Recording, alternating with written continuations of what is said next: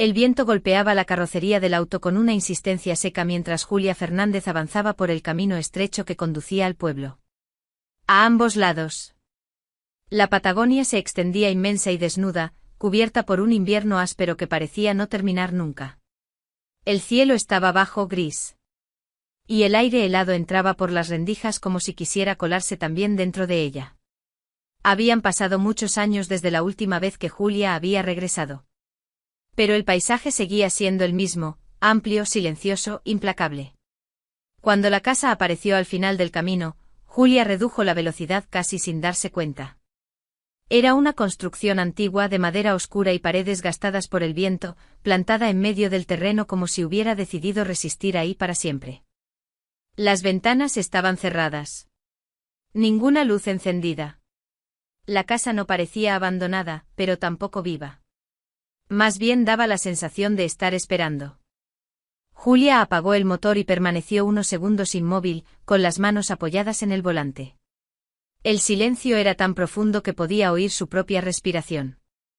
No era miedo lo que sentía, sino algo más difícil de nombrar, la certeza de que ese lugar guardaba cosas que nunca se habían dicho en voz alta. Al bajar del auto, el frío le mordió el rostro de inmediato. Ajustó el abrigo y caminó hacia la puerta principal.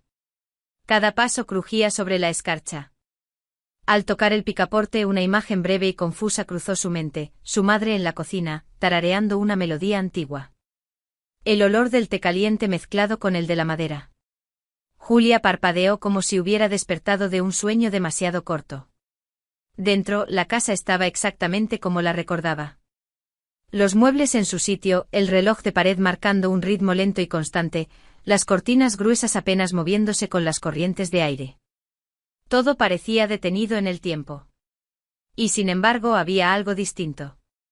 Una presencia invisible como si las paredes conservaran una respiración propia. Julia dejó el bolso junto a la entrada. Caminó despacio por el pasillo, rozando con los dedos el respaldo de una silla, el marco de una puerta. En cada gesto había una memoria incompleta, fragmentos de una infancia que se resistía a ordenarse del todo. El ruido de una puerta al cerrarse afuera la sacó de sus pensamientos. Tomás acababa de llegar. Su hermano se detuvo al verla y le dedicó una sonrisa breve, cansada. Pero sincera. No dijeron nada al principio. No hacía falta. Bastó con compartir el mismo silencio. Un poco más tarde, desde la ventana de la cocina, Julia vio a don Héctor Molina cruzar el terreno vecino, encorvado por los años y el frío, levantando la mano en un saludo tranquilo. Él siempre había estado ahí. Cuando ella era niña. Cuando se fue. Y ahora, que había vuelto. Al caer la tarde, la luz se volvió aún más gris. Y la casa pareció cerrarse sobre sí misma. Julia tuvo la extraña sensación de que el lugar la observaba, como si cada objeto, cada rincón, supiera algo que ella todavía no, y por primera vez desde que llegó comprendió que regresar no significaba solo volver a un sitio, sino enfrentarse a todo aquello que había quedado esperando en silencio. El recuerdo llegó sin aviso, como suelen hacerlo las cosas que nunca se fueron del todo. Julia estaba de pie en el pasillo observando una mancha antigua en la pared, cuando la imagen de su madre se impuso con una claridad inesperada. Elena Fernández, más joven. Con el cabello recogido de forma descuidada y las mangas arremangadas, moviéndose por la casa con una calma que parecía inagotable. En aquel entonces, Julia era apenas una niña y el mundo tenía un tamaño distinto. El suelo era más amplio, los días más largos. Tomás, con apenas 7 años, cruzaba la casa corriendo. Incapaz de quedarse quieto. Sus juguetes aparecían por todos lados, soldados de plástico bajo la mesa, un auto rojo olvidado junto a la puerta. Bolitas rodando por el pasillo como si tuvieran vida propia. Julia recordaba perfectamente aquella tarde. Ella había ordenado con cuidado sus muñecas sobre la alfombra, colocándolas una al lado de la otra, como si participaran de una ceremonia importante. Tomás entró sin frenar, tropezó y desarmó todo en un instante. La frustración le subió al pecho antes de que pudiera decir una palabra. Elena apareció en el umbral, sin levantar la voz. No hubo gritos ni reproches. Solo esa manera suya de mirar, serena, firme, como si entendiera algo más profundo que el simple desorden. Se agachó junto a Tomás y habló despacio con palabras sencillas, pero cargadas de intención. No le explicó lo que había hecho mal. Le habló de cuidado, de respeto, de aprender a mirar más allá de uno mismo. Esa noche, los juguetes de Tomás desaparecieron. A la mañana siguiente el desconcierto fue inmediato. Elena escuchó sus preguntas con paciencia infinita y con una leve sonrisa. Le dijo que quizá los juguetes se habían cansado de no ser atendidos. Que tal vez habían ido a buscar a alguien que los tratara mejor. Tomás no entendió del todo, pero algo en su tono lo hizo dudar de sí mismo por primera vez. Don Héctor fue parte de la lección. Aunque nunca lo dijo en voz alta. Julia recordaba haberlo visto en el galpón, acomodando una caja con extremo cuidado, como si protegiera algo frágil. Tomás fue hasta allí, con los ojos llenos de culpa, prometiendo en voz baja que iba a cambiar. Cuando recuperó sus juguetes, no hubo castigo ni sermón final. Solo un aprendizaje silencioso que se quedó con él mucho más tiempo que cualquier reto. El recuerdo se disipó lentamente. Julia volvió a sentir el frío del presente. El peso de la casa quieta. Y entendió con una claridad que dolía un poco, que su madre siempre había sabido enseñar sin herir, amar sin exigir. Dejar huellas sin levantar la voz. El presente volvió a imponerse con la misma discreción con la que había llegado el recuerdo. Julia se encontró en la cocina, sosteniendo una taza entre las manos, mientras el vapor se perdía lentamente en el aire frío. Afuera el viento golpeaba las ventanas con ráfagas irregulares. Y dentro de la casa todo parecía moverse a un ritmo distinto, más lento, casi suspendido. Elena Fernández estaba sentada a la mesa, con la espalda recta y las manos apoyadas sobre el mantel. Su cabello completamente blanco estaba recogido con el mismo cuidado de siempre. A primera vista, no había nada extraño en ella. Sonreía con dulzura observando un punto indefinido frente a sí, como si esperara a alguien que aún no había llegado. Julia notó entonces los detalles. 2 platos servidos. 2 juegos de cubiertos colocados con precisión. 2 tazas, una frente a la otra. La mesa estaba puesta para 2 personas. Aunque solo una ocupaba su lugar. Se va a enfriar, dijo Elena con naturalidad, sin mirar a Julia. Siempre llega tarde cuando hace frío. Julia sintió una leve presión en el pecho. Miró hacia la silla vacía, la que había estado ahí toda su vida, del mismo lado de la mesa. No preguntó nada. Se limitó a asentir, como si la frase tuviera un sentido lógico que ella no alcanzaba a ver del todo. Durante el día, Elena se movía por la casa siguiendo rutinas que parecían intactas. Regaba las plantas que ya no necesitaban agua. Ordenaba cajones que estaban perfectamente ordenados. A veces se detenía en medio del pasillo como si hubiera olvidado hacia dónde iba, y luego retomaba el paso con una sonrisa tranquila. Convencida de que nada estaba fuera de lugar. Julia observaba en silencio. Había aprendido a hacerlo sin interrumpir, sin corregir. Cada intento de traer a su madre al presente le resultaba invasivo, casi cruel. Y sin embargo, algo dentro de ella se tensaba cada vez que Elena hablaba con alguien que no estaba. Por la tarde, Tomás llegó con una bolsa de provisiones y el gesto cansado de quien repite el mismo trayecto demasiadas veces. Saludó a su madre con un beso en la frente y a Julia con un abrazo breve. «Está bien», dijo más tarde en voz baja, mientras guardaban las cosas. Siempre fue así. Un poco distraída. Julia lo miró sin responder. No era distracción lo que veía. Era otra cosa. Algo más profundo, más silencioso. Desde la ventana, don Héctor observaba la casa con la excusa de revisar el cerco. Sus movimientos eran lentos, medidos. Cuando Julia salió un momento al exterior, él le dedicó una mirada larga, cargada de preguntas que no se animó a formular. «Hace frío este año», comentó él como si hablara del clima. «Más de lo normal». Julia asintió. Ambos sabían que no se refería solo al invierno.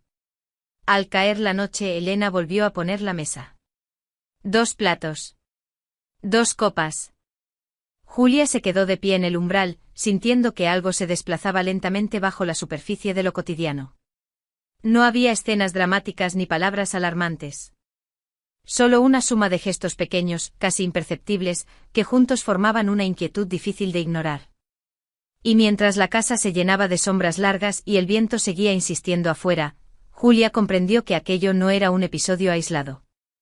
Era el comienzo de algo que aún no se atrevía a nombrar. Los días siguientes se deslizaron unos dentro de otros con una lentitud inquietante. No hubo un cambio brusco. Ni un momento preciso en el que Julia pudiera decir que algo se había roto. Fue más bien una acumulación de pequeños gestos, de errores mínimos que sumados empezaron a pesar demasiado. Elena olvidaba dónde había dejado las llaves y las buscaba durante horas, convencida de que alguien las había movido. Guardaba la manteca en la alacena y el pan en la heladera, y luego se reía de sí misma cuando Julia se lo señalaba con suavidad. A veces llamaba a Martina por el nombre de Julia, como si los años se hubieran plegado unos sobre otros sin pedir permiso. Pero lo que más inquietaba a Julia no eran esos descuidos, sino la manera en que su madre hablaba de Ricardo. «Hoy le voy a preparar algo liviano», decía Elena una mañana, mientras revisaba una libreta de recetas gastada. Anoche volvió cansado. Julia se quedó inmóvil, con un plato en las manos. Ricardo había muerto hacía más de 10 años. Sin embargo, en la voz de Elena no había confusión ni tristeza. Solo una certeza tranquila. Como si el tiempo no hubiera pasado para ella. «Mamá», empezó a decir Julia con cuidado. «Papá ya no». No llegó a terminar la frase. Tomás apareció detrás de ella y le apoyó una mano en el brazo, apretando apenas, lo suficiente para detenerla. Julia lo miró. En sus ojos había una súplica silenciosa. «Después», murmuró él. «No ahora». Elena siguió hablando, ajena a la tensión que se había instalado en la cocina. Comentó que Ricardo no soportaba el frío. Que había que cerrar bien las ventanas antes de que anocheciera. Julia sintió que algo se desgarraba en su interior. Decir la verdad parecía lo correcto. Pero decirla ahí. En ese momento se sentía como un acto de crueldad. A partir de entonces las escenas se repitieron con variaciones mínimas. Elena preguntaba a qué hora regresaría Ricardo. Le dejaba notas sobre la mesa. Acomodaba su abrigo en el perchero, aunque nadie lo usara. El pasado se filtraba en el presente sin pedir permiso. Y Elena lo aceptaba con naturalidad, como si siempre hubiera sido así. Julia intentó corregirla en una ocasión más. Lo hizo con palabras suaves, casi un susurro. La reacción fue inmediata. Elena la miró con desconcierto como si no entendiera de qué estaba hablando. Durante unos segundos, la seguridad de su madre se resquebrajó. Y Julia vio aparecer un miedo breve profundo que la dejó sin aliento. Tomás volvió a intervenir. Cambió de tema. Hizo una broma torpe. Y el momento pasó. Esa noche. Los hermanos hablaron en voz baja, sentados en el living, mientras Elena dormía en su habitación. ¿Hasta cuándo?, preguntó Julia, con la voz quebrada. No es justo. Tomás tardó en responder. No lo sé, admitió. Pero corregirla no la trae de vuelta. Solo la lastima. No fue una decisión explícita. No hubo un acuerdo formal. Pero... Desde entonces ambos comenzaron a hacer lo mismo, evitar la verdad cuando la verdad dolía más que la confusión. Eligieron acompañar, no confrontar. Dejar que Elena viviera en ese espacio donde el amor aún tenía un lugar, aunque la memoria empezara a desdibujarse. Y en ese silencio compartido. Julia comprendió que no siempre es fácil distinguir entre proteger a alguien y engañarlo. A veces el amor y la verdad no caminan en la misma dirección. La sala de espera del centro de salud estaba casi vacía. Un calefactor antiguo zumbaba con intermitencia. Y el olor a desinfectante se mezclaba con el del mate que alguien había dejado enfriar sobre una mesa auxiliar. Julia se sentó con las manos entrelazadas, mirando un punto fijo en la pared. Tomás permanecía de pie apoyado contra la ventana, observando cómo el viento levantaba remolinos de polvo y hojas secas en la vereda. Elena, en cambio, parecía tranquila. Sonreía a una enfermera que pasaba, comentando que el invierno había llegado temprano ese año. Cuando el médico los llamó, se levantó con una energía que contrastaba con la tensión de sus hijos. El consultorio era pequeño y funcional. El médico habló con cuidado, usando palabras medidas. Como quien sabe que cada frase pesa más de lo que dice. Explicó los resultados, habló de deterioro cognitivo progresivo, de señales tempranas que ya se habían manifestado. No mencionó fechas ni pronósticos exactos. Solo dejó claro lo esencial. No había cura. Lo más importante es el acompañamiento, dijo. Rutinas claras, supervisión, paciencia. Julia escuchaba, pero las palabras parecían llegarle amortiguadas, como si atravesaran una pared gruesa antes de alcanzarla. Tomás asentía en silencio con el ceño fruncido. Como si cada frase confirmara algo que ya intuía desde hacía tiempo. Elena los miró a ambos con una expresión serena, casi divertida. Siempre exageran, dijo, tocándole la mano a Julia. Estoy bien. Un poco distraída, nada más. A cualquiera le pasa. El médico intentó explicarle con suavidad, pero Elena sonrió de nuevo. Convencida de que hablaban de otra persona. Agradeció, se levantó y preguntó si ya podían irse, porque Ricardo estaría esperando. Afuera, el frío los golpeó con fuerza. Julia caminó unos pasos y se detuvo. No lloró. No dijo nada. Simplemente se quedó mirando el suelo, respirando hondo, intentando que el nudo en la garganta no la venciera. Tomás fue el primero en hablar. Si yo hubiera estado más atento, empezó sin terminar la frase. Julia negó con la cabeza. Sabía que esa culpa no le pertenecía. Pero también sabía que su hermano la cargaría igual. Él siempre había sido así. El que se quedaba. El que creía que podía sostenerlo todo. Elena, ajena al peso que acababa de caer sobre ellos, caminaba unos pasos más adelante, comentando que esa tarde haría sopa porque el frío no perdonaba. Julia la observó y comprendió que intentar controlar lo que venía sería inútil. No hubo decisiones drásticas ese día. No hablaron de mudanzas ni de cuidados permanentes. Solo regresaron a la casa en silencio con la sensación de haber cruzado una línea invisible. A partir de ese momento, ya no se trataba de corregir ni de explicar. Se trataba de acompañar. De aceptar que el tiempo empezaba a jugar en contra. Y de aprender poco a poco. A soltar la ilusión de que todo podía mantenerse como antes. Después del diagnóstico, la vida en la casa no cambió de forma visible. Al menos, no durante el día. Elena continuó levantándose temprano. Preparando el desayuno con la misma meticulosidad de siempre y recorriendo las habitaciones como si cada objeto tuviera un lugar preciso que solo ella conocía. Desde afuera. Todo parecía normal. Demasiado normal. Julia lo notó primero en los silencios. Había momentos en los que la casa se quedaba inmóvil, como si contuviera la respiración. Elena se desplazaba por los ambientes con una serenidad casi coreografiada, hablando sola en voz baja, pero sin el tono errático que Julia temía. Era una calma distinta. Cuidadosamente construida. Por la noche comenzaron los detalles extraños. Julia se despertó una madrugada por el sonido tenue de la vajilla. Al levantarse, vio luz en la cocina. Elena estaba de pie frente a la mesa, sirviendo té en 2 tazas. Una la colocó frente a su silla. La otra del lado opuesto, perfectamente alineada. No parecía confundida ni desorientada. Movía las manos con una precisión tranquila, como si siguiera un ritual aprendido de memoria. No hagas ruido, susurró Elena sin girarse. Se enfría rápido. Julia retrocedió sin responder. No entró. No interrumpió la escena. A la mañana siguiente la mesa estaba limpia, las tazas guardadas. Como si nada hubiera ocurrido. Tomás también empezó a notar pequeñas anomalías.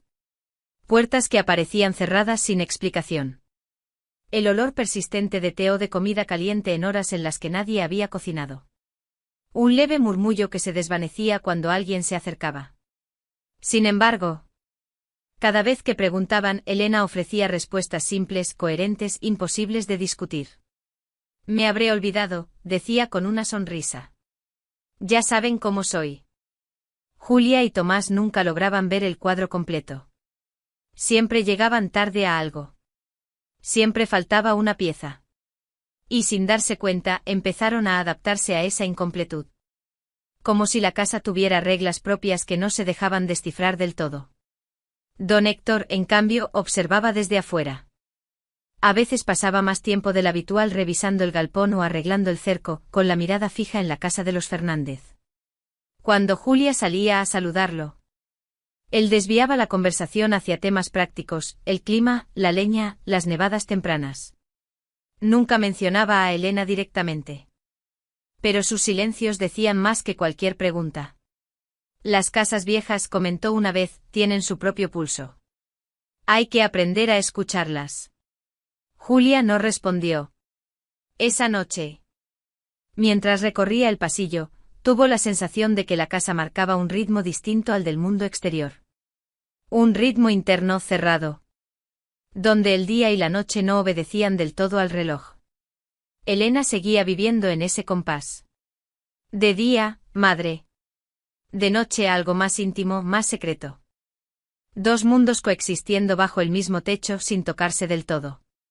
Y aunque nadie podía nombrarlo aún, algo se estaba gestando en silencio, oculto entre las paredes. Esperando el momento exacto para revelarse. La llamada llegó en una mañana gris, cuando el viento parecía arrastrar consigo todo el cansancio del invierno. Julia estaba en la cocina, preparando café, cuando el teléfono vibró sobre la mesa. El nombre de don Héctor apareció en la pantalla. Bastó verlo para que algo se le cerrara en el pecho. Julia, dijo él con la voz baja, medida. Tu mamá se descompensó. La llevaron al hospital del pueblo. No hubo gritos ni preguntas innecesarias. Julia tomó el abrigo, avisó a Tomás y salieron casi sin hablar, como si ambos entendieran que el tiempo de pronto se había vuelto frágil. El hospital era pequeño y silencioso. Un pasillo largo, luces blancas, el olor inconfundible de los desinfectantes. Don Héctor los esperaba junto a la pared, con el gorro en la mano. No hizo falta que dijera mucho. Su expresión ya lo decía todo. Elena estaba recostada en la camilla, los ojos cerrados, el rostro sereno. No parecía estar sufriendo. Respiraba despacio, como si durmiera. Julia se acercó y le tomó la mano. Estaba tibia. Familiar. Tomás se quedó a un paso de distancia, observándola en silencio. Está tranquila, susurró una enfermera. No siente dolor. Julia asintió, sin soltar la mano de su madre. No intentó despertarla. No le habló del pasado ni del futuro. Solo permaneció allí, acompañando ese último momento sin palabras. Elena exhaló una vez más, apenas perceptible, y luego nada. No hubo sobresaltos. No hubo lucha. Se fue como había vivido en los últimos tiempos, en calma. Envuelta en su propio mundo. Sobre la mesita, junto a la cama, había una taza de té. Estaba intacta, el vapor ya disipado. Julia la miró y sintió que ese detalle, tan pequeño, contenía algo esencial que aún no lograba comprender. El funeral se realizó 2 días después, en el cementerio del pueblo. Fue sencillo. Algunos vecinos. Don Héctor de pie, firme, acompañándolos como siempre. No hubo discursos largos ni gestos exagerados. Solo el sonido del viento entre los árboles y la tierra cayendo con suavidad. Julia permaneció erguida, con las manos entrelazadas. No lloró. Tomás apoyó la mirada en el suelo, cargando un peso que no sabía cómo soltar. Todo fue correcto. Demasiado correcto. Esa noche, al regresar a la casa, Julia tuvo una sensación extraña. Como si algo hubiera quedado inconcluso. Como si la despedida no hubiera terminado del todo. El silencio que dejó Elena no era vacío. Era denso. Y, aunque todavía no podía explicarlo, Julia comprendió que su madre se había ido llevándose consigo una parte de la verdad. El regreso a la casa se dio sin ceremonias. Julia abrió la puerta con la misma llave de siempre y el interior la recibió con un aire quieto, casi amable. El reloj del living seguía marcando el tiempo con su tic-tac constante, como si no hubiera notado la ausencia reciente. Afuera el viento empujaba nubes bajas adentro. El frío parecía menos severo. Tomás dejó las bolsas sobre la mesa y encendió la estufa. El calor tardó en llegar. Pero el gesto bastó para que la casa se sintiera un poco más habitada. Julia recorrió las habitaciones despacio, enderezando un almohadón, acomodando una manta. No lo hacía por orden, sino por necesidad. Martina apareció poco después, arrastrando una mochila demasiado grande para su cuerpo. Se detuvo en el umbral. Miró alrededor y sonrió con curiosidad. «Huele a madera», dijo. «Y a algo rico como a Navidad». Julia no pudo evitar una sonrisa. Esa frase tan simple alivió el aire cargado del lugar. Martina dejó la mochila y empezó a explorar la casa con la naturalidad de quien no conoce los silencios que pesan. Se detuvo frente al árbol guardado en una caja, torció la cabeza y preguntó si podían armarlo ese mismo día. «Tu abuela siempre lo armaba temprano», comentó Tomás. Casi sin pensarlo. Julia asintió. De pronto, la idea de postergar ya no tenía sentido. El árbol quedó torcido como todos los años. Martina se rió al verlo y declaró que así era más auténtico.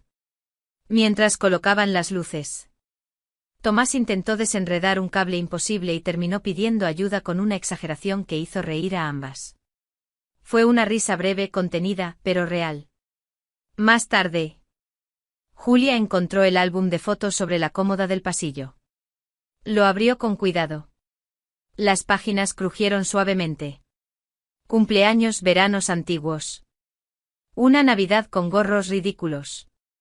Martina se acercó y señaló una foto. «Esa es la abuela», dijo. «Siempre sonríe igual». Julia sintió un nudo en la garganta. Pero no cerró el álbum. Siguió pasando páginas. Tomás se sentó a su lado y recordó una anécdota mínima, una broma vieja, un accidente con una bandeja. Rieron de nuevo. Esta vez sin culpa. Don Héctor pasó al atardecer con una bolsa de pan casero. No se quedó mucho. Dejó el pan, miró el árbol encendido y asintió en silencio. Como aprobando algo invisible. Antes de irse, comentó que Elena siempre decía que la casa no debía quedarse sola en Navidad. Cuando cayó la noche, Julia se detuvo en el centro del living. El árbol iluminaba las paredes, el álbum quedaba abierto sobre la mesa y el murmullo del viento afuera parecía menos agresivo. Por un instante tuvo la sensación de que todo estaba en su lugar. De que Elena, de algún modo, había preparado ese reencuentro con la misma precisión con la que organizaba cada detalle. Fue una calma engañosa. Cálida, necesaria. Pero incompleta. Julia lo supo al apagar la última luz. La casa parecía tranquila, sí. Demasiado tranquila. Como si algo todavía estuviera aguardando en silencio. La casa había quedado en silencio cuando Julia regresó al pasillo. La calefacción murmuraba a lo lejos y el viento golpeaba las paredes como un recordatorio constante del invierno. No sabía exactamente qué la había llevado hasta allí. Tal vez fue el insomnio. Tal vez esa sensación persistente de que algo no encajaba del todo. Se detuvo frente al armario antiguo de la habitación de su madre, el mismo que siempre había estado allí, pesado, inmóvil. Como una parte más de la estructura de la casa. Al levantar la vista, vio la caja. Estaba apoyada sobre el armario, casi oculta por el polvo y las sombras. Julia arrastró una silla y se estiró para alcanzarla. Al bajarla, una nube fina se desprendió en el aire. Dentro había papeles viejos, un pañuelo bordado y entre ellos una fotografía doblada. La tomó con cuidado. En la imagen aparecían Elena y Ricardo, de pie en el patio, jóvenes, sonrientes. Pero algo estaba mal. El contorno de Ricardo parecía difuso, como si el tiempo hubiera comenzado a borrarlo antes que al resto. Julia sintió un escalofrío. Tomás susurró saliendo al pasillo. Su hermano apareció al instante, todavía con sueño. Cuando vio la foto, frunció el ceño.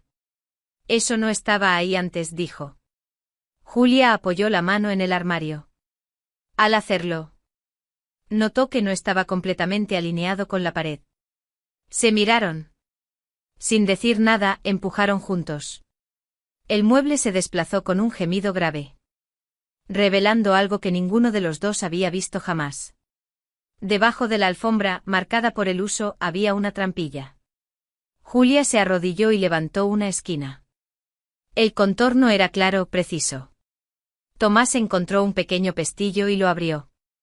La madera crujió al levantarse, dejando escapar un olor antiguo, húmedo, cargado de encierro. No deberíamos, murmuró Julia. Pero Tomás ya estaba encendiendo la linterna. El descenso fue lento. Los escalones de madera se quejaban bajo su peso.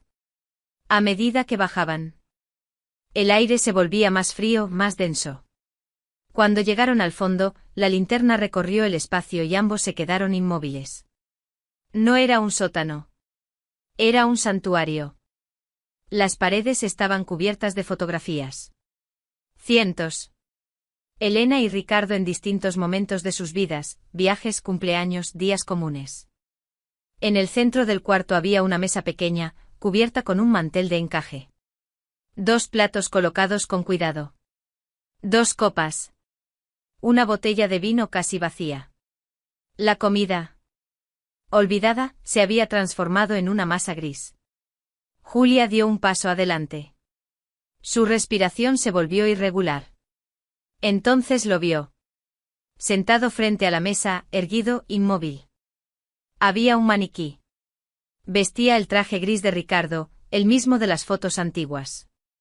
Una corbata ajustada con prolijidad.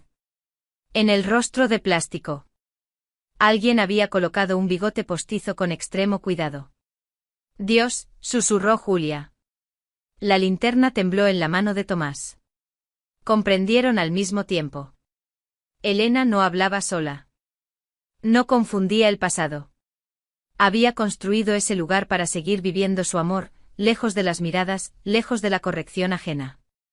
Ella bajaba acá, dijo Tomás, con la voz quebrada. Por eso nunca veíamos todo. Julia sintió que las piernas le fallaban.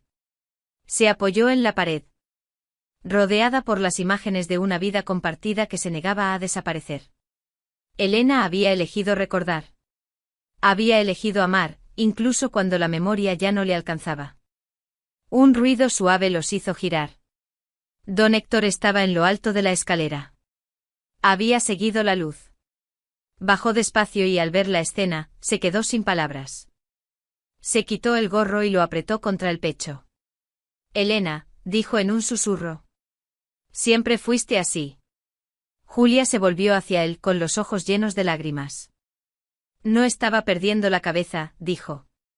Solo estaba tratando de no perderlo a él. Don Héctor asintió. Nadie habló durante varios segundos. El dolor no era violento. Era profundo.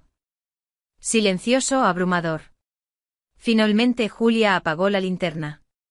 La oscuridad los envolvió con una calma extraña. Entendió en ese instante que ese lugar no era una locura, sino un acto de amor llevado hasta el límite. Y supo que aquel secreto, por doloroso que fuera, nunca debía salir de allí. No hablaron de lo que habían visto. No esa noche. No nunca. La decisión no se formuló en voz alta, pero quedó sellada en el silencio compartido entre Julia, Tomás y don Héctor. A la mañana siguiente, el armario volvió a su lugar.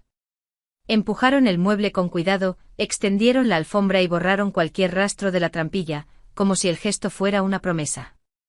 Ese mundo quedaría intacto. Protegido. Julia se quedó unos segundos frente al armario con la mano apoyada en la madera. No sentía miedo ni rechazo. Solo un respeto profundo. Casi reverente por el espacio que su madre había creado para no estar sola. La casa retomó su ritmo. Afuera. El invierno seguía imponiéndose con su crudeza habitual, viento cortante, cielo bajo, el frío que se colaba por cada rendija. Adentro, en cambio, algo había cambiado. No era alegría, pero tampoco vacío. Era una calma distinta, tejida con aceptación. La noche de Navidad llegó sin anuncios. Martina ayudó a poner la mesa, contando platos con una seriedad exagerada. Tomás se encargó de la comida, refunfuñando con humor mientras removía la olla. Don Héctor apareció con una botella de vino y una sonrisa discreta. Nadie mencionó el sótano. Nadie necesitó hacerlo. El árbol iluminaba el living con una luz tibia. Las sombras se movían lentamente por las paredes, como si la casa respirara al ritmo de quienes la habitaban. Julia observó la escena desde el umbral y sintió algo parecido a la gratitud. No por lo que había perdido, sino por lo que aún permanecía. Durante la cena, hablaron de cosas simples. Anécdotas mínimas. Recuerdos que no dolían. En un momento Martina preguntó por la abuela. Julia respondió con naturalidad, sin frases solemnes. Dijo que Elena había sido una mujer que amó profundamente y que ese amor seguía ahí, de alguna manera. Cuando llegó el brindis, nadie alzó la copa demasiado alto. Afuera, el viento golpeaba con fuerza. Adentro, el calor era suficiente. Más tarde, mientras apagaban las luces, Julia se detuvo una vez más en el pasillo. Miró la puerta cerrada. El armario inmóvil, la casa en silencio. Ya no sentía que el lugar la observara. Sentía, en cambio, que la contenía. Entendió entonces que no todos los amores saben despedirse. Algunos se aferran, se reinventan, encuentran refugios invisibles para no desaparecer. Y que respetar esos refugios, incluso cuando duelen, también es una forma de amar. La casa quedó en penumbra. Afuera, la Patagonia seguía fría e implacable. Adentro el tiempo se detuvo apenas lo suficiente para permitirles quedarse juntos. Sin explicaciones. Sin necesidad de decir más. Y en ese equilibrio frágil entre la memoria y el silencio, Julia supo que el verdadero legado de su madre no había sido el secreto, sino la enseñanza final: hay verdades que no necesitan ser dichas para ser comprendidas.